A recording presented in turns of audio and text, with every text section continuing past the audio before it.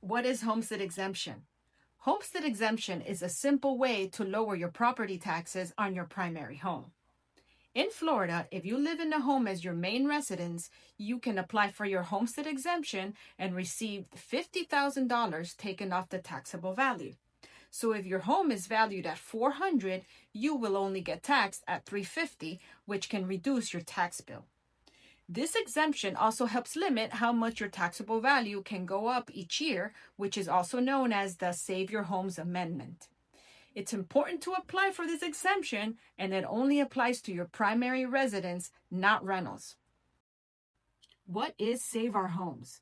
Florida's Save Our Homes Amendment protects homesteaded property owners by capping their annual increase on their home's assessed value to a maximum of 3%, preventing rapid tax hikes during market booms.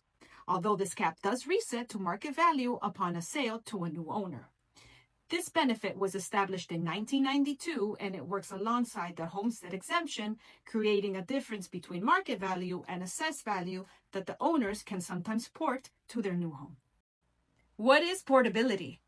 Portability is a Florida homestead perk that can save you money when you move. Here's the simple idea.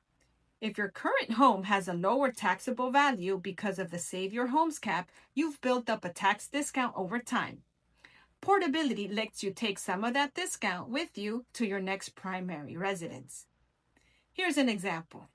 If your home is worth $600,000, but your tax on it, like if it's worth $450,000, that $150,000 difference is your portability benefit.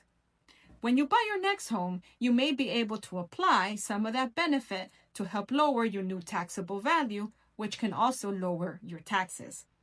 Like all exemptions, you need to file for portability, and there are deadlines, so don't wait. What is the difference between market value, assessed value, and taxable value? Market value is what your home would likely sell for today. The assessed value is the number the property appraiser uses for taxes. It can be lower than market value because of limits like the Save Your Homes cap. Taxable value is what you actually are taxed on. It's your assessed value minus any exemptions like homestead, senior, veterans, or any other exemption you might have. Here's a quick example. If the market value is $500, but the county is assessing you at $420, after reducing $50,000 for your homestead exemption, it leaves a taxable value of $370. In this example, your taxes will be based on $370,000, not $500.